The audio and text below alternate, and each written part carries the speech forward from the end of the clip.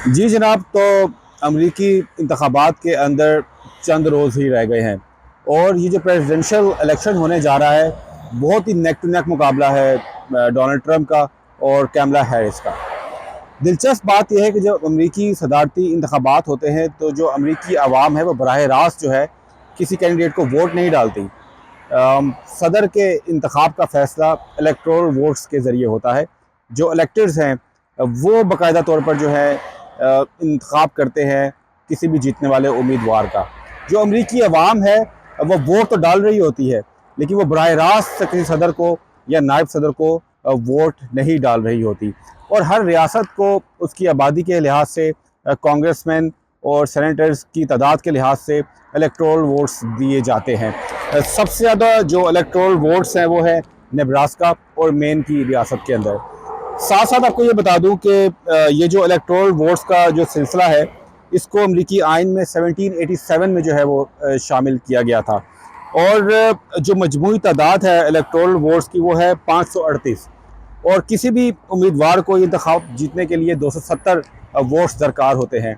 इस हवाले से जो है कई अमरीकी इंतखाबात के अंदर जो है सदारती इंतखाबात के अंदर जो है ये काफ़ी ये जो है इशू बन चुका है। लेकिन आइए समझते हैं कि ये इलेक्टोरल वोट होते क्या हैं।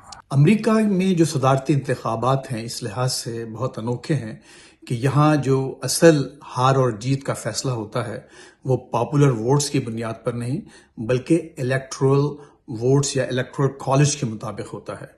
जिस उम्मीदवार को ये इलेक्टोरल वोट्स ज्यादा मिलते हैं वो इंतखाब जीत जाता है, चाहे उसने पॉपुलर वोट्स ज्यादा हासिल किए हों, और ऐसा माजी में कई दफा हो चुका है।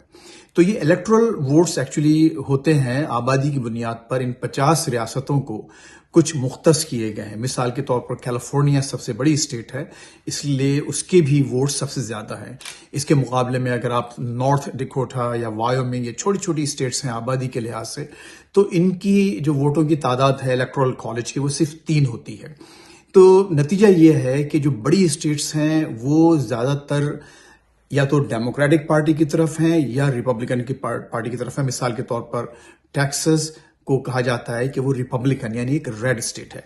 कैलिफोर्निया या न्यूयॉर्क वो ब्लू स्टेट्स हैं, चूंकि वो ऑलवेज डेमोक्रेटिक पार्टी को वोट देती रही हैं। अब जो बीच की जो कुछ स्टेट्स ऐसी हैं जिसमें मिशिगन है, एरिजोना है, नेवाडा है, ये वो स्टेट्स हैं जिनमें मामलात कुछ आगे पीछे हो सकते हैं। कभी ये डेमोक्रेट्स बन जाते हैं और कभी ये रिपब्लिकन पार्टी को वोट देते हैं। और इसकी वजह यह है कि वहाँ आबादी के जो तनासुब में यानी मुख्तलिफ वहाँ अकलियतें भी बसती हैं और मुख्तलिफुल ख्याल लोग हैं, और इंडिपेंडेंट वोटर्स जो ना रिपब्लिकन हैं और ना ही डेमोक्रेट्स हैं, तो उनके वोटों की वजह से ये चीज आगे पीछे होती है। और फिर नताइज का जो दारोमदार है वो भी इन्हीं स्विंग स्टेट्स पर, या जिनको इंडिपेंडेंट स्टेट्स कहा जाता है, यानी वो ना डेमोक्रेटिक हैं और ना ही रिपब्लिकन है। तो जी आपने सुना कि ये बेसिकली इलेक्टोरल वोट होते क्या है। अब तो थोड़ा ये भी जान लेते हैं जो कि रेस है अमरीकी इंतखाबात की, ये कितनी नेक टू नेक है और फेवरेट कौन है। डेमोक्रेट्स हों या रिपब्लिकन्स, दोनों ये दावा कर रहे हैं कि उनकी पोजीशन इस वक्त बेहतर है।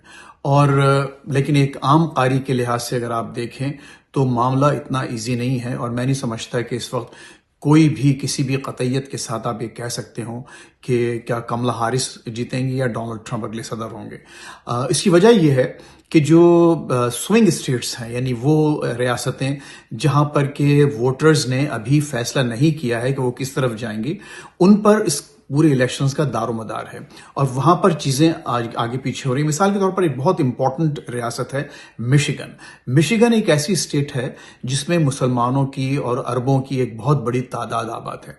अगर वो मुसलमान और वो अरब अगर मौजूदा सदर बाइडेन से नाराज होने की बुनियाद पर अगर रिपब्लिकन बन जाते हैं, या किसी एक थर्ड पार्टी, जो कि इस वक्त और भी बहुत सी पार्टीज हैं जो इलेक्शंस में हिस्सा ले रही हैं, हम लेकिन उनका जिक्र नहीं सुनते, अगर उनको वोट देती हैं, तो मैं समझता हूं कि श्योर शॉट डोनाल्ड ट्रंप अगले सदर मुंतखब हो जाएंगे।